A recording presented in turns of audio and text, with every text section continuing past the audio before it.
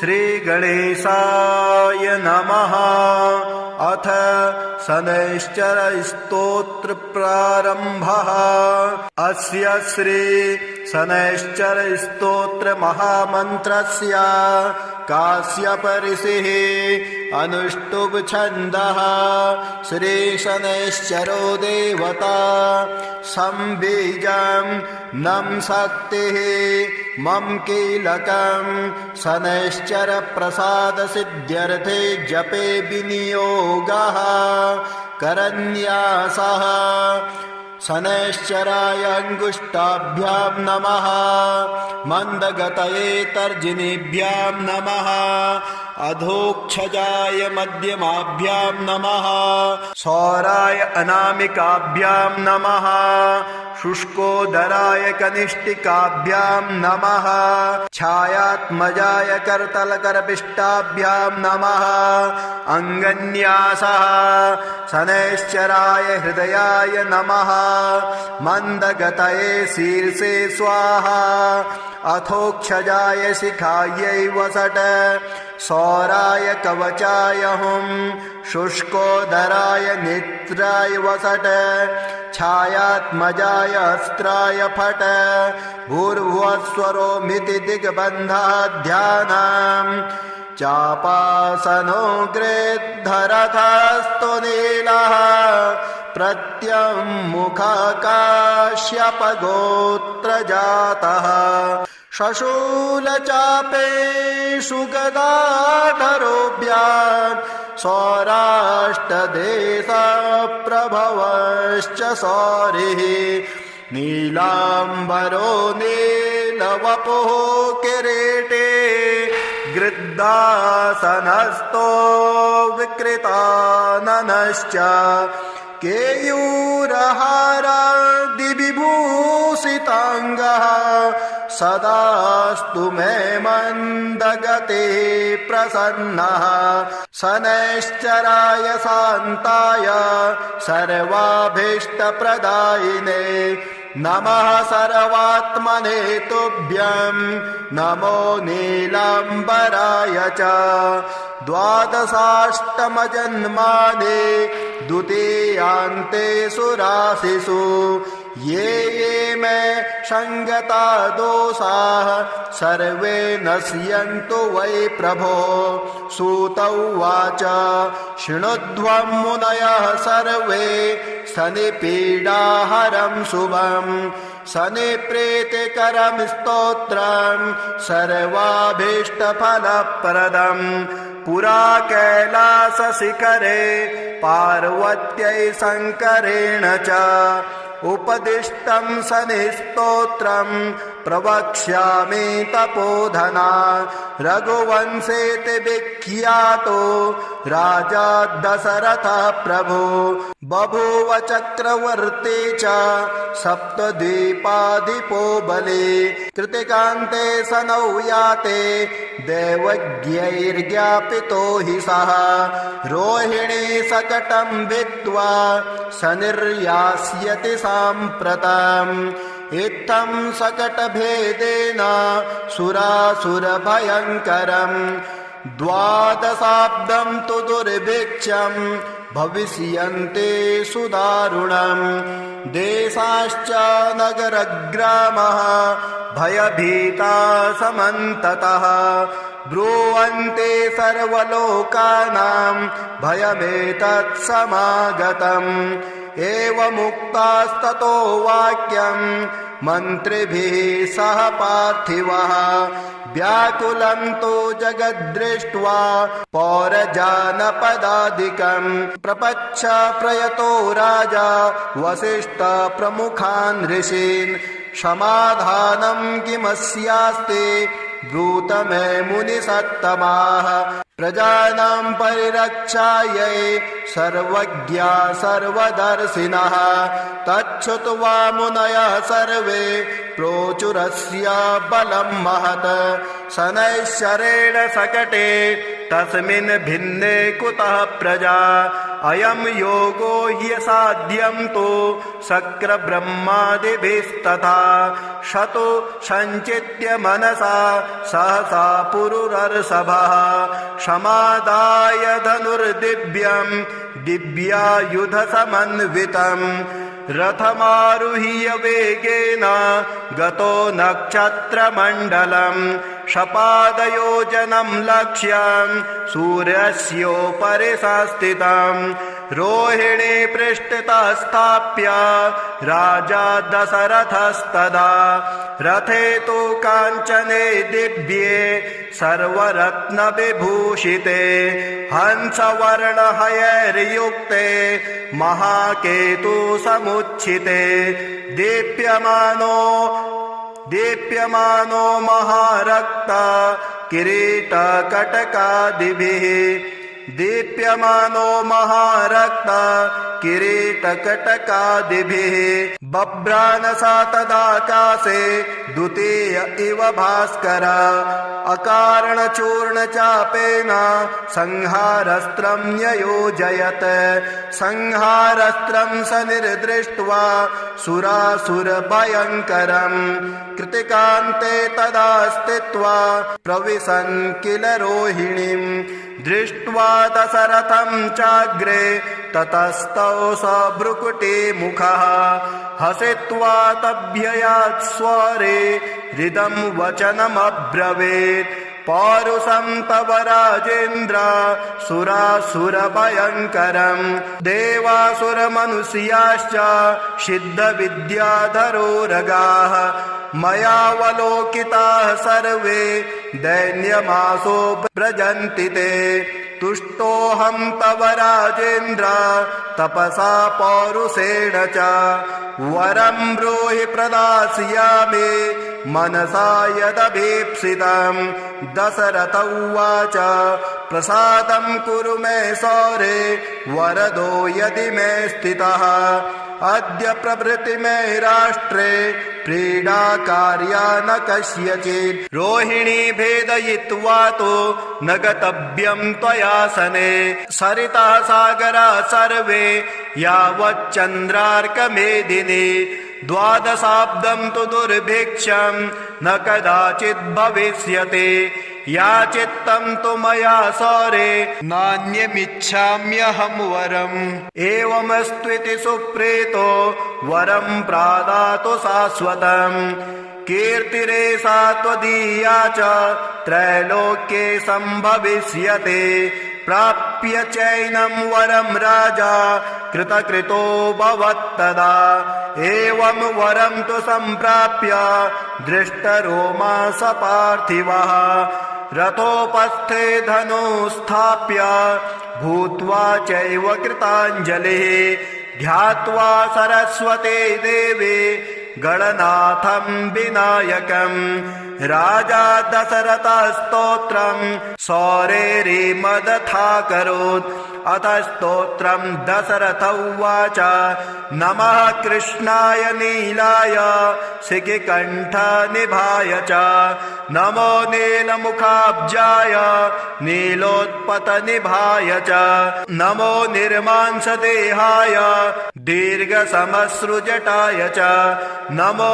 विशालनेत्राय शुष्कोदरभयानक नमः पुरुषनेत्राय स्थूलरोणे नमो नमः नमो नित्यं क्षुधार्थाय अतृप्ताय नमो नमः नमो दीर्घाय शुष्काय कालदृष्टाय ते नमः नमस्ते घोररूपाय दुर्निरीक्षाय ते नमः नमो घोराय रौद्राय भीषणाय करालिने नमस्ते सर्वभक्षाय वलिमुख नमोऽस्तु ते सूर्यपुत्र नमस्तेस्तु भास्करो भयदायिने अधोष्ठे नमस्तेस्तु संवर्तक नमो नमः। नमो मन्दगते तुभ्यं निस्त्रिसाय नमो नमः। नमो दुस्सहदेहाय नित्ययोगरताय च ज्ञानदृष्टे नमस्तेस्तु कश्यपात्मजसूनवे। तुष्टो ददासि त्वं राज्यं क्रुद्धो हरसि तत्क्षणात्। देवासुरमनुष्याश्च सिद्धविद्याधरोरगाः त्वयावलोकिताः सर्वे दैन्यमासो व्रजन्ति ते। ब्रह्मा शक्रो यमश्चैव ऋषयः सप्तसागरः राज्यभ्रष्टा भवन्तेह तव दृष्ट्यावलोकिता। देशाश्च नगरग्रामः दीपाश्च गिरयस्तथा सरितः सागराः सर्वे नाशं नश्यन्ति समूलतः। प्रसादं कुरु मे सौरे वरदोषे महाबल इति स्तोत्रम्। एवमुक्तास्तदा सौरिः ग्रहराजो महाबलः अब्रवीच्च सनिर्वाक्यं दृष्टरोमा सभास्करिः। सनिर्वाच तुष्टोऽहं तव राजेन्द्र स्तोत्रेणानेन सुब्रत। वरं ब्रूहि प्रदास्यामि मनसा यदि भीप्सितं। दशरथ उवाच प्रसन्नो यदि मे सौरे पीडा कुरु न कस्यचित्। देवासुरमनुष्याणां पशुपन्नगपक्षिणां। सनिर्वाच ग्रहणाश्च ग्रहाज्ञेया ग्रहापीडाकरा स्मृताः। अदेयोऽपि वरोऽस्माभिः तुष्टोऽहं तु ददामि ते। देवासुरमनुष्याश्च सिद्धविद्याधरोरगाः पशुपक्षी मृगाः वृक्षा पीडा मुञ्चन्तु सर्वदा। त्वया प्रोक्तमिदं स्तोत्रं या पठेद्दिह मानवः। एककालं क्वचित् कालं पीडा मुञ्चापि तस्य वै। मृत्युस्थाने गतो वापि जन्मव्ययगतोऽपि वा। पठन्ते श्रद्धया युक्तः शुचिः स्नात्वा समाहितः। समिपत्रे सभर्यश्च प्रतिमां लोहजा मम। माशौदानं तिलैर्मिश्रं दद्याल्लोहं तु दक्षिणाम्। कृष्णाङ्गं महिषं वस्त्रं मानुद्दिश्य द्विजातये। मदिने तु विशेषेण स्तोत्रेणानेन पूजयेत्। पूजयित्वा जपेत् स्तोत्रं भुक्त्वा चैव कृताञ्जलिः। तस्य पीडां न चैवाहं करिष्यामि कदाचन। गोचरे जन्मलग्ने वा दशास्वन्तर्दशासु च। रक्षामि सततं तस्य पीडास्वनग्रहस्य च। अनेनैव प्रकारेण पीडामुक्तं जगद्भवेत्। सूत उवाच वरद्वयं तु सम्प्राप्य राजा दशरथस्तदा। मेने कृतास्थमात्मानं नमस्कृत्य शनैश्चरम्। शनिना चाभ्ययुज्ञातः स्वस्थानं गमत् नृपः। स्वस्थानं च ततो गत्वा प्राप्तकामो भवत्तदा।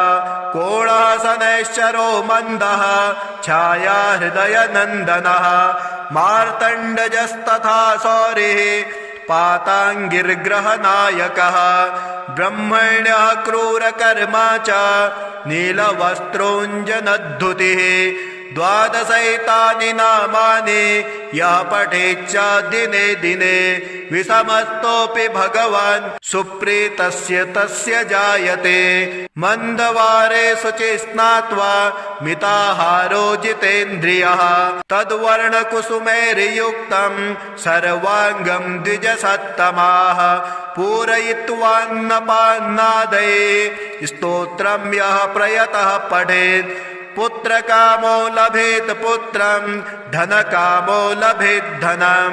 राज्यकामो लभेत् राज्यं जयार्थे विजयी भवेत्। आयुष्कामो लभेदायुः श्रीकामः श्रियमाप्नुयात् यद्यदिच्छति तत्सर्वं भगवान् भक्तवत्सलः चिन्तितानि च सर्वाणि ददाति न च संशयः।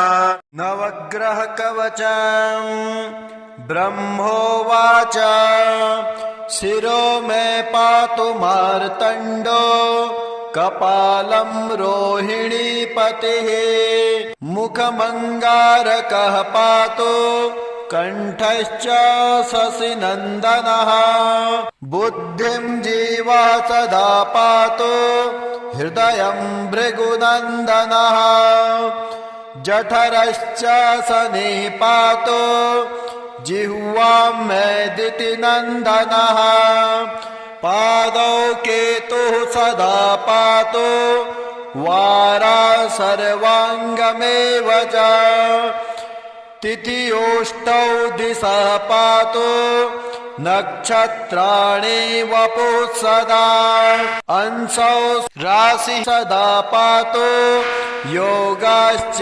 स्थैर्यमेव च गुह्यं लिङ्गं सदा पान्तु सर्वे ग्रहा शुभप्रदा अणिमादीनि सर्वाणि लभते यः पठेत् ध्रुवम् एतां रक्षां पठेद्यस्तु भक्त्या स प्रयता सुधीः सचिरायो सुखे पुत्रे रणे च विजयी भवेत् अपुत्रो लभते पुत्रं धनार्थे धनमाप्नुयात् दारार्थे लभते भार्यां सुरूपां सुमनोहरम् रोगी रोगात् प्रमुच्येत बद्धो मुच्येत बन्धनात् जले स्थले चान्तरिक्षे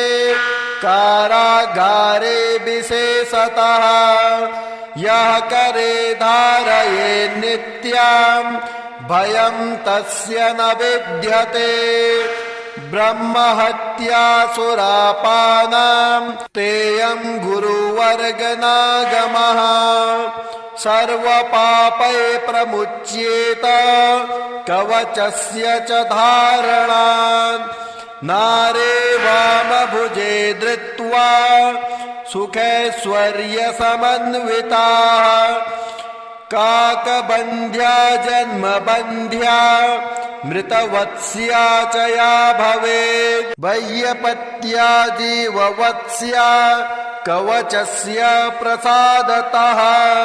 ॐ श्रीगणेशाय नमः। अथ शनैश्चर स्तोत्र प्रारम्भः। अस्य श्री शनैश्चर स्तोत्र महामन्त्रस्य काश्यप ऋषिः अनुष्टुप् छन्दः।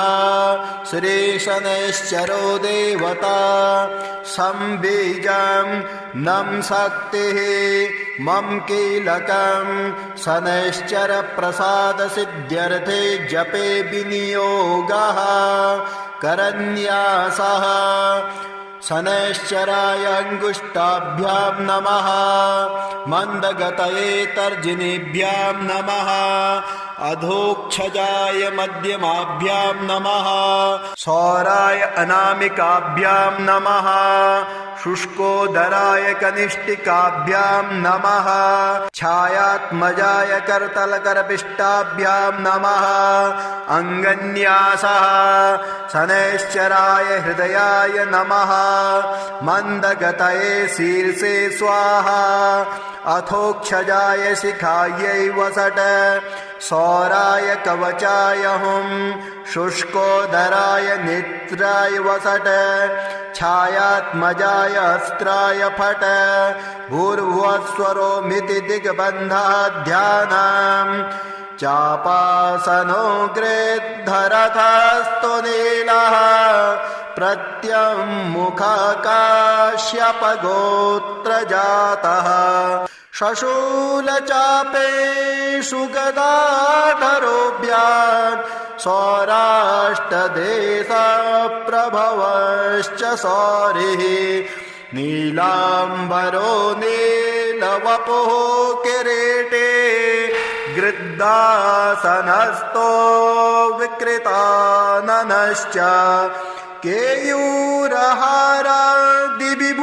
केयूरहारादिविभूषिताङ्गः सदास्तु मे मन्दगते प्रसन्नः शनैश्चराय शान्ताय सर्वाभीष्टप्रदायिने नमः सर्वात्मने तुभ्यं नमो नीलाम्बराय च द्वादशाष्टमजन्मानि द्वितीयान्ते सुराशिषु ये मे संगता दोषाः सर्वे नश्यन्तु वै प्रभो सूत उवाच शृणुध्वं मुनयः सर्वे शनिपीडाहरं शुभं शनिप्रीतिकरं स्तोत्रं सर्वाभीष्टफलप्रदं पुरा कैलासशिखरे पार्वत्यै शङ्करेण च उपदिष्टं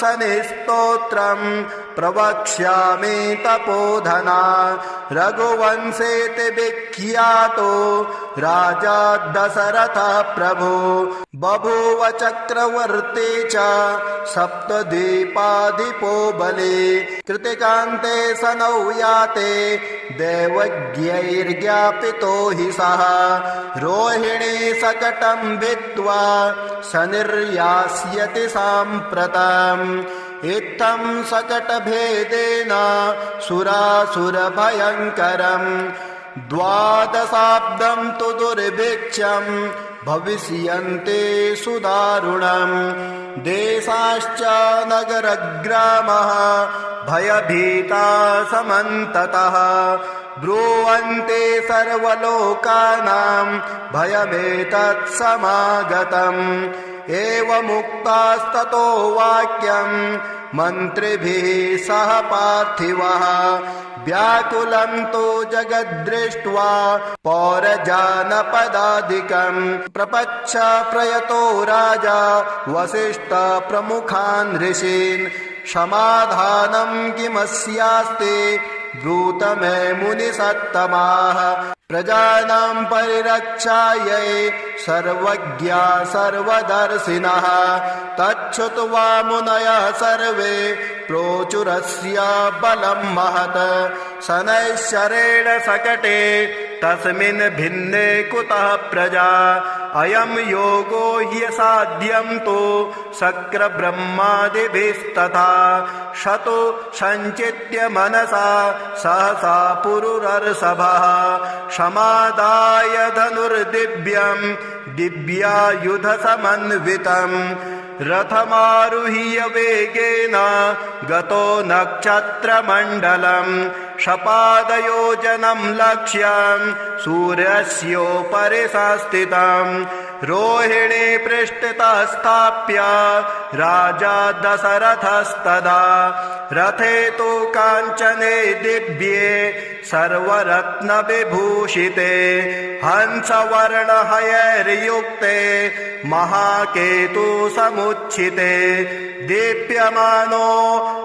दीप्यमानो महारक्ता किरीटकटकादिभिः दीप्यमानो महारक्ता किरीटकटकादिभिः बभ्रानसा तदाकाशे द्वितीय इव भास्कर अकारणचूर्णचापेन संहारस्त्रं ययोजयत् संहारस्त्रं शनिर्दृष्ट्वा सुरासुरभयङ्करम् कृतिकान्ते तदा स्थित्वा प्रविशन् किल रोहिणीम् दृष्ट्वा दशरथं चाग्रे ततस्तौ स भ्रुकुटी मुखः हसित्वा तभ्ययात् स्वरे हृदं वचनमब्रवीत् पौरुषं तव राजेन्द्र सुरासुरभयङ्करम् देवासुरमनुष्याश्च सिद्धविद्याधरोरगाः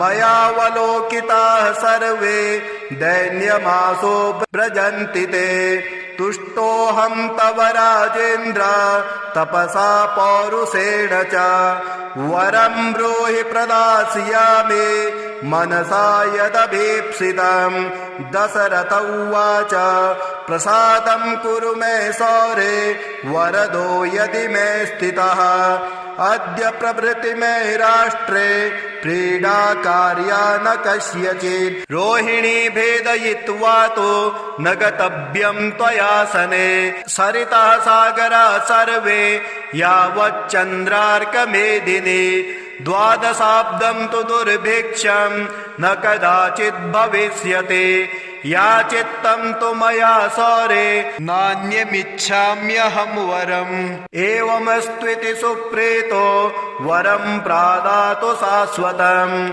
कीर्तिरेषा त्वदीया च त्रैलोक्ये सम्भविष्यते प्राप्य चैनं वरं राजा कृतकृतो भवत्तदा एवं वरं तु सम्प्राप्य दृष्टरोमा स पार्थिवः रथोपस्थे धनुस्थाप्य भूत्वा चैव कृताञ्जलिः ध्यात्वा सरस्वते देवे गणनाथं विनायकं राजा दशरथस्तोत्रं सौरेरिमदथाकरोत् अथ स्तोत्रं दशरथ उवाच नमः कृष्णाय नीलाय शिखिकण्ठनिभाय च नमो नीलमुखाब्जाय नीलोत्पतनिभाय च नमो निर्मांसदेहाय दीर्घसमश्रुजटाय च नमो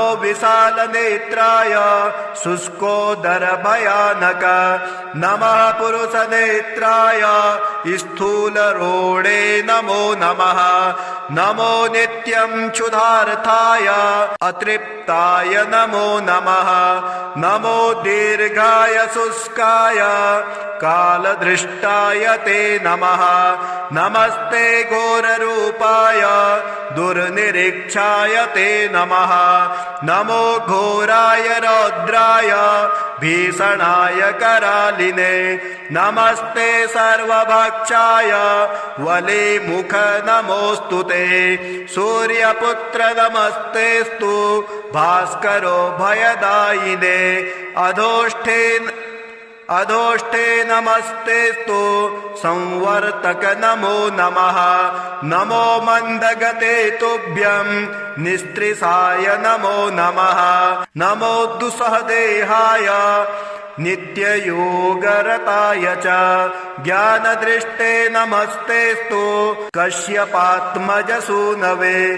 तुष्टो ददासि त्वं राज्यं क्रुद्धो हरसि तत्क्षणात् देवासुरमनुष्याश्च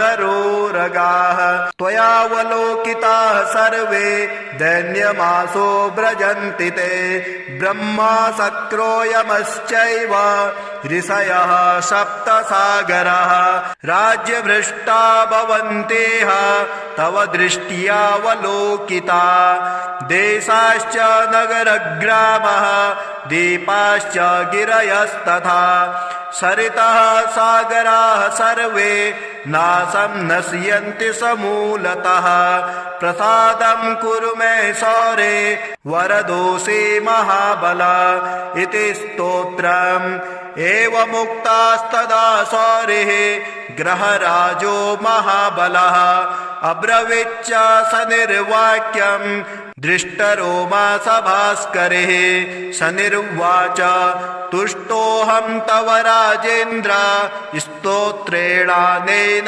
सुब्रत वरं ब्रूहि प्रदास्यामि मनसा यदि भीप्सितं दशरथ उवाच प्रसन्नो यदि मे सौरे पीडा कुरु न कस्यचित् देवासुरमनुष्याणां पशुपन्नगपक्षिणां स निर्वाच ग्रहणाश्च ग्रहाज्ञेया ग्रहापीडाकरा स्मृताः अदेयोऽपि वरोऽस्माभिः तुष्टोऽहं तु ददामि ते देवासुरमनुष्याश्च सिद्धविद्याधरोरगाः पशुपक्षी मृगाः वृक्षा पीडा मुञ्चन्तु सर्वदा त्वया प्रोक्तमिदं स्तोत्रं या पठेद्दिह मानवः एककालं क्वचित् कालं पीडा मुञ्चापि तस्य वै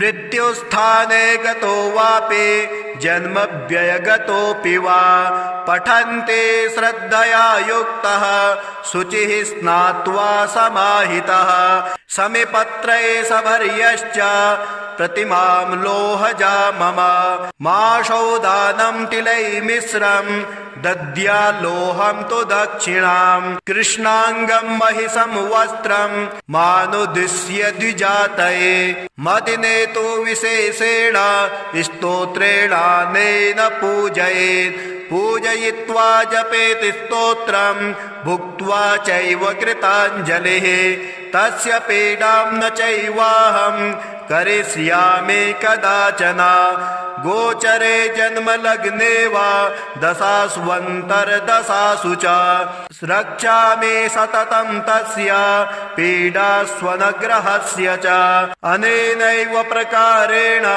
पीडामुक्तं जगद्भवेत् सूत उवाच वरद्वयं तु सम्प्राप्य राजा दशरथस्तदा मेने कृतास्थमात्मानं नमस्कृत्य शनैश्चरं शनिना चाभ्ययुज्ञातः स्वस्थानं गमत् नृपः स्वस्थानं च ततो गत्वा प्राप्तकामो भवत्तदा कोणः शनैश्चरो मन्दः छाया हृदयनन्दनः मार्तण्डजस्तथा शौरिः पाताङ्गिर्ग्रहनायकः ब्रह्मण्यः क्रूरकर्मा च नीलवस्त्रोऽञ्जनद्धुतिः द्वादशैतानि नामानि यः पठेच्च दिने दिने विषमस्तोऽपि भगवान् सुप्रीतस्य तस्य जायते मन्दवारे शुचि स्नात्वा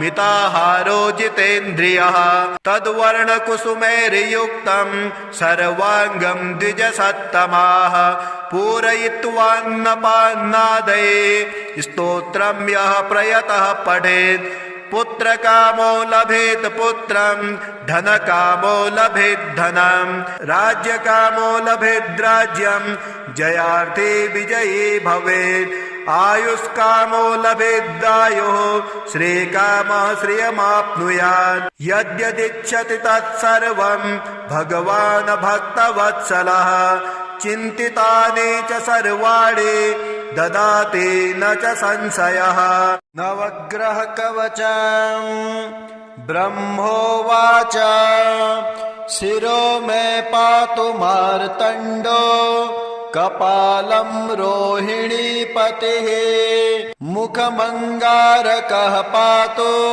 कण्ठश्च शशिनन्दनः बुद्धिं जीवा सदा पातु हृदयं भृगुनन्दनः जठरश्च शनि पातु जिह्वां मैदितिनन्दनः पादौ केतुः सदा पातु वारा सर्वाङ्गमेव च तिथियोष्टौ दिशः पातु नक्षत्राणि वपुः सदा अंशौ राशि सदा पातु योगाश्च स्थैर्यमेव च गुह्यं लिङ्गं सदा पान्तु सर्वे ग्रहा शुभप्रदा अणिमादिनी सर्वाणि लभते यः पठेत् ध्रुवम् एतां रक्षां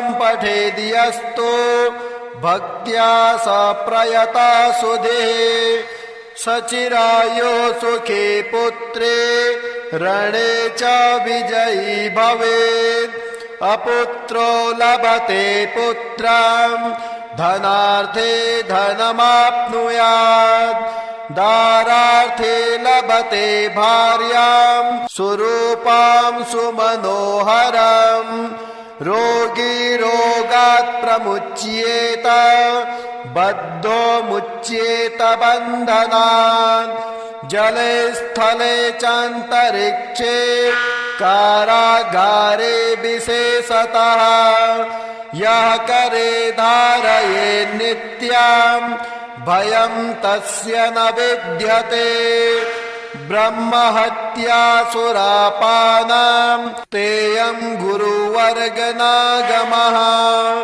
सर्वपापै प्रमुच्येत कवचस्य च धारणात् नारे वामभुजे धृत्वा सुखैश्वर्यसमन्विताः काकबन्ध्या जन्मबन्ध्या मृतवत्स्या च या भवेत् वैयपत्या जीववत्स्या कवचस्य प्रसादतः।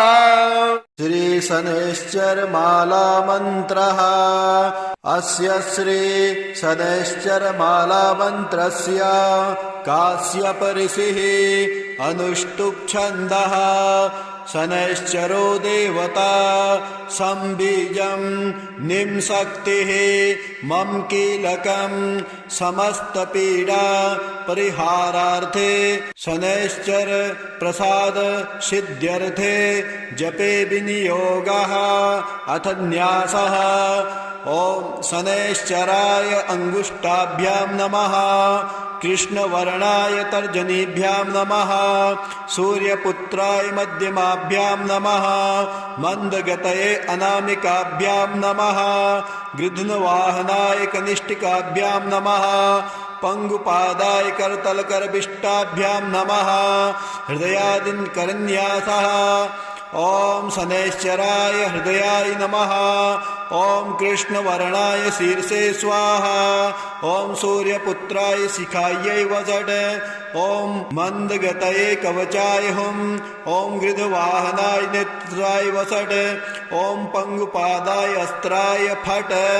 ध्यानम् दौर्भिर्धनुर्द्विशिखिचर्मधरं त्रिशूलम् भासवत्किरीटमुकुटो ज्वलितेन्द्रनीलम् नीलातपत्रकुसुमादिसुगन्धभूषम् देवं भजेरविसुतं प्रणतोऽस्मि नित्यम्। ॐ नमो भगवते शनैश्चराय मंदगतये सूर्यपुत्राय महाकालाग्नि सदृशाय क्रूर कृश देहाय गृधासनाय नीलरूपाय चतुर्भुजाय त्रिनेत्राय नीलांबरधराय नीलमाला विभूषिताय धनुराकारमण्डले प्रतिष्ठिताय काश्यप गोत्रात्मजाय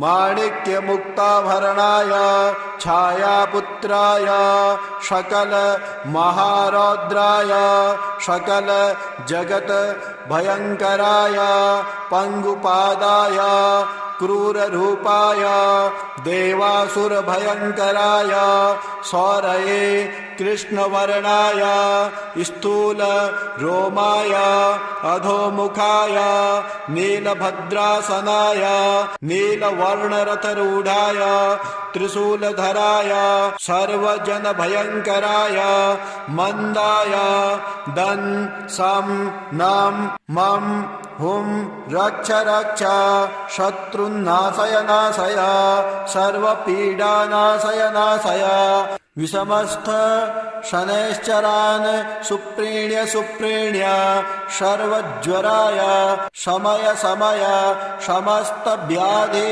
न मोचय मोचय विमोचय माम रक्ष रक्ष समस्त दुष्ट ग्रह भक्ष भक्ष भ्रामय भ्रामय त्रासय त्रासय बन्धय बन्धय उन्मादय उन्मादय दीपय दीपय तापय तापय सर्वविघ्न छिन्धि छिन्धि डाकिनी साकिनी भूत वेताल यक्ष रक्षो गंधर्वग्रहान् ग्रासय ग्रासय भक्षय भक्षय दह दह पच पच हन हन विदारय विदारय शत्रुन् नाशय नाशय सर्वपीडा नाशय नाशय विषमस्थ शनैश्चरान् सुप्रीण्य सुप्रीण्य सर्वज्वरान् समय समय समस्त व्याधिन विमोचय विमोचय। ओम सं नम मम ह्रां फं हुं शनैश्चराय नीलाभरणाय नीलमेखलाय सौरये नमः।